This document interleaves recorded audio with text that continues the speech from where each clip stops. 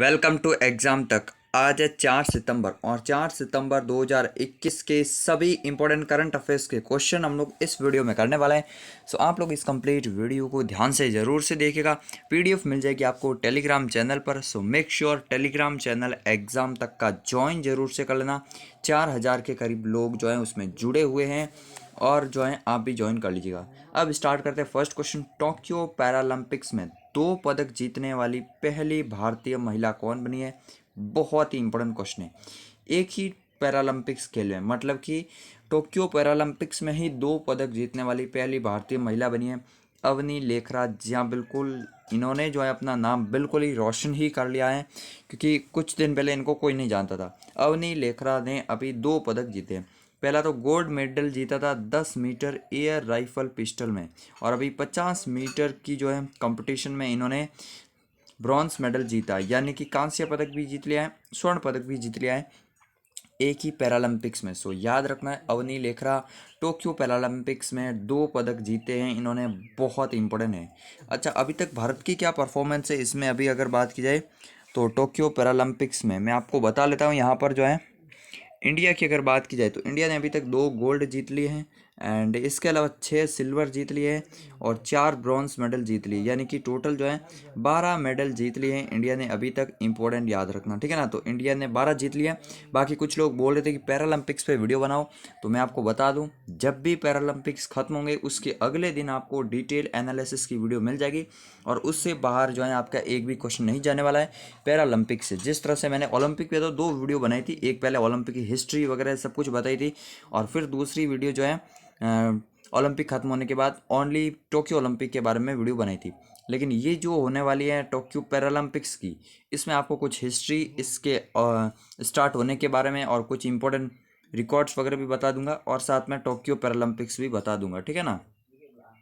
अब ये आपको इंपॉर्टेंट याद रखना है यहाँ पर, ठीक है ना। इसके अलावा अगर बात की जाए यहाँ पर अगर बात की जाए तो अवनी लेखरा ने ये 2 पदक जीते, इनका नाम याद रखना है। अब नेक्स्ट क्वेश्चन टोक्यो पैरालंपिक से ही है, लेकिन आगे बढ़ने से पहले ये देख सकते हैं आप लोग, इंडियन एक्सप्रेस का आर्टिकल है, legend at 19 Avani Lekhara become first Indian women to win 2 Paralympics medal.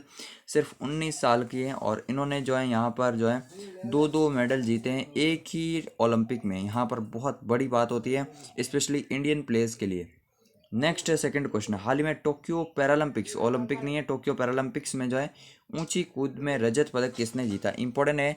High jump में जो है सिल्वर मेडल किसने जीता है? मैं आपको बता दूं, हाई जंप ये जो ओनली एक इवेंट है, इसमें भारत ने अभी तक 4 पदक जीते हैं। और 4 पदक किसने जीते?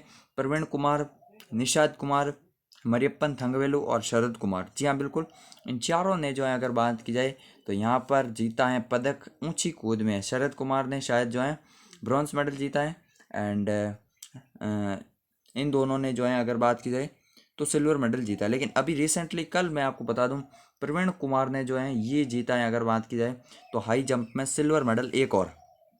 तो ये आपको इंपॉर्टेंट याद रखना, इन्होंने जो है कल जीता है सिल्वर मेडल भारत के लिए। इंपॉर्टेंट याद रखना प्रवीण कुमार ने, और इन्होंने 2.07 मीटर के साथ एशियन रिकॉर्ड बनाया नया। इंपॉर्टेंट याद रखना, सिल्वर मेडल जीता है, ठीक है ना। तो ये आपको प्रवीण कुमार के बारे में भी याद रखना। बाकी इन सभी खिलाड़ियों की जो है प्रोफाइल हम लोग उस वीडियो में डिस्कस कर देंगे, ठीक है ना, एक साथ में, ताकि आपको सब याद रहे। नेक्स्ट है थर्ड क्वेश्चन। हाल ही में राज्यसभा के महासचिव कौन बने? बहुत इंपॉर्टेंट क्वेश्चन है, बहुत इंपॉर्टेंट। देश दीपक वर्मा थे राज्यसभा के महासचिव, अभी ये नहीं है, अभी इन्होंने इस्तीफा दे दिया, तो इनकी जगह बने डॉक्टर पी के रामाचार्युलू। इंपॉर्टेंट याद रखना है, रामाचार्युलू जो है ये बने राज्यसभा के नए महासचिव, बहुत इंपॉर्टेंट याद रखना। लोकसभा के महासचिव कौन है? स्नेहलता श्रीवास्तव हैं, जो कि पहली महिला अगर बात की जाए महासचिव भी हैं। जबकि राज्यसभा के अभी बने पी के महाना रामाचार्युलू, ठीक है ना, देश दीपक वर्मा की जगह। ये आपको इंपॉर्टेंट याद रखना है। महासचिव जो होता है ना, वो राज्यसभा के सचिवालय के सभी कामकाजों का जो है जिम्मेदार वाला जो व्यक्ति होता है वो ये होता है। अगर राज्यसभा की बात की जाए तो राज्यसभा के सदस्यों का कार्यकाल 6 वर्ष होता है, जबकि राज्यसभा खुद का कोई कार्यकाल नहीं होता है। ये जो है अनंत काल के लिए मतलब चलने वाली सभा है, जिसको स्थायी सभा कहते हैं। उच्च सदन भी कहा जाता है, विद्वानों का सदन भी कहा जाता है। इसके अलावा राज्यसभा की शुरुआत कब हुई थी? तो ये डेट आपको बहुत इंपॉर्टेंट याद रखनी है। 3 अप्रैल 1954, मतलब 1952 को। यहाँ से जो है आपको इम्पोर्टेंट याद रखना है, राज्यसभा की पहली बैठक नहीं, राज्यसभा की स्थापना हुई थी 3 अप्रैल 1952 को। पहले जब आम चुनाव हुए उसके बाद ही जो है राज्यसभा के चुनाव हुए थे, तो ये आपको इम्पोर्टेंट याद रखना है। 1952 3 अप्रैल को राज्यसभा की जो है स्थापना हुई थी, ये आपको इंपॉर्टेंट याद रखना है। एंड राज्यसभा के प्रेजेंट टाइम में सभापति कौन है? वेंकैया नायडू साहब हैं, जिनका कार्यकाल 5 वर्ष होता है, क्योंकि ये भारत के उपराष्ट्रपति होते हैं, वो राज्यसभा के सभापति होते हैं, ठीक है ना। तो ये आपको थोड़ा सा इंपॉर्टेंट याद रखना। अब नेक्स्ट है चौथा क्वेश्चन, हाल ही में किस रेलवे स्टेशन को प्लेटिनम ग्रीन टैग दिया गया? तो प्लेटिनम ग्रीन टैग दिया गया है, ये आपको इंपॉर्टेंट याद रखना है। जोधपुर रेलवे स्टेशन को मिला है, एंड ये पहला रेलवे स्टेशन बन चुका है जिसको ये मिला है प्लेटिनम ग्रीन टैग। अगर बात की जाए ये ग्रीन टैग अब किसने दिया है, तो ये दिया है IGBC ने, यानी कि इंडियन ग्रीन बिल्डिंग काउंसिल। ये एक काउंसिल है जो कि भारतीय उद्योग परिसंघ, जो कॉन्फेडरेशन ऑफ इंडियन इंडस्ट्रीज है ना, CII, उसके अंडर में आता है ये IGBC। एक बार फिर से सुन लीजिए, इंडियन ग्रीन बिल्डिंग काउंसिल। इसने अभी रेटिंग दी है प्लेटिनम ग्रीन टैग, जिसको दिया है जोधपुर रेलवे स्टेशन को। इंपॉर्टेंट याद रखना है, नॉर्थ वेस्टर्न रेलवे में ये आता है। इंपॉर्टेंट, बहुत इंपॉर्टेंट क्वेश्चन है, ठीक है ना। अगर बात की जाए इस रेलवे स्टेशन को अब क्यों दिया है, तो उसने जो है वाटर कंजर्वेशन के लिए काफ़ी काम किया है। इसके अलावा जो एनर्जी को सेव करने के लिए काम किया है, सोलर पैनल लगाए हैं यहाँ पर। एंड जो एनवायरनमेंट के लिए और भी जो अच्छा हो सकता है, वो इस रेलवे स्टेशन पे 90% जो है सनलाइट सीधी आती है, मतलब इतना भी कोई ज़्यादा जो है भीड़ भाड़ नहीं है, और काफ़ी मतलब एकदम से इसको मेंटेन करके रखा है, और इसी कारण से इस रेलवे स्टेशन को ये मिला है पहली बार प्लेटिनम गोल्ड रेटिंग। इंपॉर्टेंट याद रखना है, ग्रीन रेटिंग, ठीक है ना। अच्छा, हाल ही में जो है अगर बात की IGBC Indian green building council ने हाल ही में जो है गुजरात की गिफ्ट सिटी को जो है बिल्डिंग प्रोजेक्ट के लिए भी जो है ये प्लेटिनम टैग दिया था, वो भी आपको याद रखना। बाकी रेलवे स्टेशन अगर पूछ लिया जाए तो जोधपुर का है। अब नेक्स्ट है पांचवा क्वेश्चन, हाल ही में RINL के CMD कौन बने? RINL के CMD कौन बने? इंपॉर्टेंट क्वेश्चन है। अभी आपको याद रखना है RINL है क्या। तो RINL यानी कि अगर बात किया राष्ट्रीय इस्पात निगम लिमिटेड, फुल फॉर्म इंपॉर्टेंट है हिंदी में, ये राष्ट्रीय इस्पात निगम लिमिटेड है। इसके नए चेयरमैन एंड MD बने हैं PK रथ थे पहले, अभी बने अतुल भट्ट। इंपॉर्टेंट याद रखना, तो अतुल भट्ट जो है ये बन चुके हैं इसके नए MD। इंपॉर्टेंट याद रखना है, तो अतुल भट्ट का नाम याद रखना, ये CMD बने हैं। अगर बात की RINL यानी कि राष्ट्रीय इस्पात निगम लिमिटेड की 1982 में इसकी स्थापना हुई थी।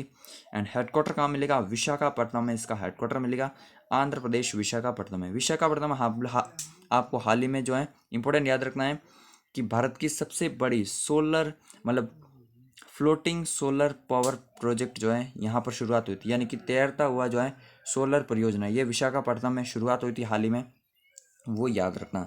विशाखापट्टनम में पिछले साल एक गैस लीक हादसा हुआ था, और उसमें स्टाइरिन गैस लीक हुई थी, वो गैस का नाम भी याद रखना। कई बार इस बार जो NTPC का एग्जाम हुआ था रिसेंटली, उसमें ये क्वेश्चन बना था सीधा, तो ये भी आपको याद रखना। बाकी अगर बात की जाए तो RINL के बारे में मैंने बता दिया है। PK रथ पहले थे इसके, अभी अतुल भट्ट बन चुके हैं। ला गणेशन जो है ना, ये मणिपुर के राज्यपाल बने, ठीक है ना। तो मणिपुर के राज्यपाल जो हैं ये बने। कर्नाटका के CM कौन बने? बसवराज बोम्मई बने, बसवराज बोम्मई। एंड यहाँ के राज्यपाल कौन बने कर्नाटका के प्रेजेंट टाइम में? तो ये बने हैं थावरचंद गहलोत, क्योंकि दोनों चेंज हुए ना, इसीलिए मैंने आपको बता दिया। तो बसवराज एंड थावरचंद गहलोत। अब नेक्स्ट है छठा क्वेश्चन, हाल ही में NDB यानी कि न्यू डेवलपमेंट बैंक में 3 नए सदस्य शामिल हुए हैं, तो इनमें से कौन सा सदस्य शामिल नहीं हुआ है? ये 4 ऑप्शन है, 3 देश शामिल हुए हैं और चौथा देश है जो कि शामिल नहीं हुआ है, तो ये सऊदी अरेबिया बिल्कुल करेक्ट है, यानी कि सऊदी अरेबिया जो है इसमें शामिल नहीं हुआ है, इसका नाम भूल जाइए, ठीक है ना। इन 3 देशों का नाम याद रखना है, संयुक्त अरब अमीरात, बांग्लादेश एंड उरुग्वे। जी हाँ, बिल्कुल आपको इंपॉर्टेंट याद रखना, उरुग्वे मिलेगा, साउथ अमेरिकन कंट्री है, और ये 2 है जो है एशियन कंट्रीज है।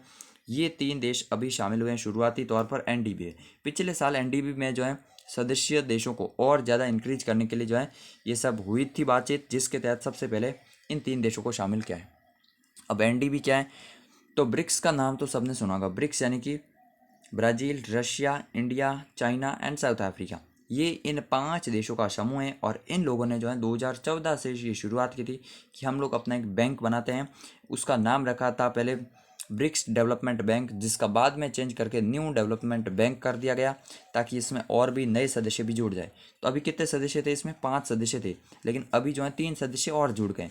तो ये आपको याद रखना, अभी इसमें 8 मेंबर हो जाएंगे और आने वाले टाइम में रिसेंटली इसमें क्वेश्चन बहुत सारे बनेंगे क्योंकि ये बहुत चर्चा में है। तो न्यू डेवलपमेंट बैंक हेडक्वार्टर मिलेगा शंघाई चाइना में। अच्छा, शंघाई चाइना में एक एससीओ भी है, शंघाई कॉरपोरेशन ऑर्गेनाइजेशन, लेकिन उसका हेडक्वार्टर आपको कहाँ पर मिलेगा? बीजिंग चाइना में मिलेगा। बीजिंग है चाइना की कैपिटल और शंघाई जो है चाइना का एक इम्पोर्टेंट सिटी है। तो शंघाई के बारे में और बीजिंग के बारे में कंफ्यूज नहीं होना है। इसके अध्यक्ष कौन है? तो मार्कोस ट्राइजो जो है ये इसके एनडीबी के अध्यक्ष हैं।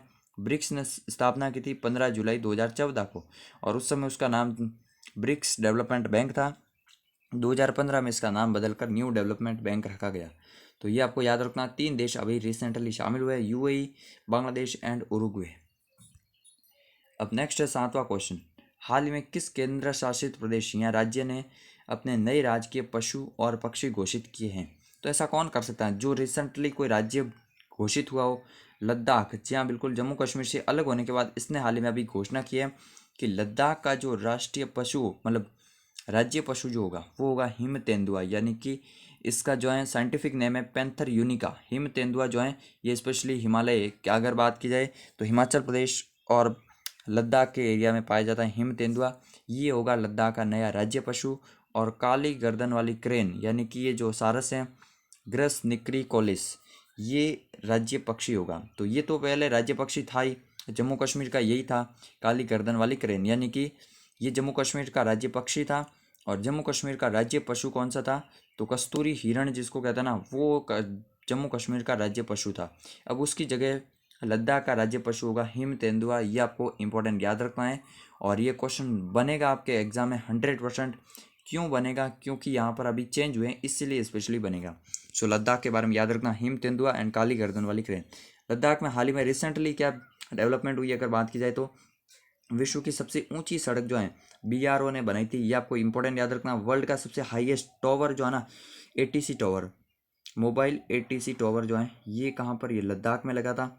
इसके अलावा अगर बात की जाए सबसे हाईएस्ट, अगर बात की जाए सिनेमाघर जो मूवी थिएटर है हाईएस्ट, तो ये भी लद्दाख में खुला था। तो तीनों हाईएस्ट याद रखना है लद्दाख में। इसके अलावा लद्दाख में क्या लगा था आपको इंपॉर्टेंट याद रखना है। तो लद्दाख में इसके अलावा अगर बात की जाए सिंधु यूनिवर्सिटी की स्थापना हुई थी, ठीक है ना, वो मुझे इंपॉर्टेंट याद रखना है। सिंधु यूनिवर्सिटी जो है ना ये लद्दाख में हाल ही में स्थापित की गई लेह में, और लेह जो है सिंधु रिवर के किनारे ही स्थित है। इसके अलावा आपको इंपॉर्टेंट याद रखना, हेमिस नेशनल पार्क कहाँ पर है, जो कि भारत का सबसे बड़ा एरिया वाइज, तो हेमिस नेशनल पार्क लद्दाख में है। ये भी इंपॉर्टेंट क्वेश्चन बनेगा। एंड राधा कृष्ण माथुर जो है वो है लद्दाख के प्रेजेंट टाइम में उपराज्यपाल। नेक्स्ट है 8वां क्वेश्चन।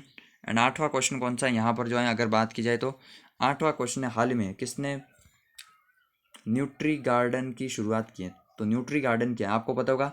सितंबर माह को जो है पोषण माह के रूप में यानी कि न्यूट्रिशन मंथ के रूप में घोषणा की गई है। तो इसी के तहत जो है न्यूट्री गार्डन की शुरुआत जो है एम्स न्यू दिल्ली में की गई इसकी, और ये किसने की है? महिला और बाल विकास मंत्री स्मृति ईरानी ने की है। सो ये इंपॉर्टेंट याद रखना, सितंबर माह को पोषण माह के रूप में मनाए जा रहे हैं, जिसकी शुरुआत की है यहाँ से इन्होंने एम्स से न्यूट्री गार्डन के तहत जो है न्यूट्रिशन वाले पेड़ पौधे उगाकर।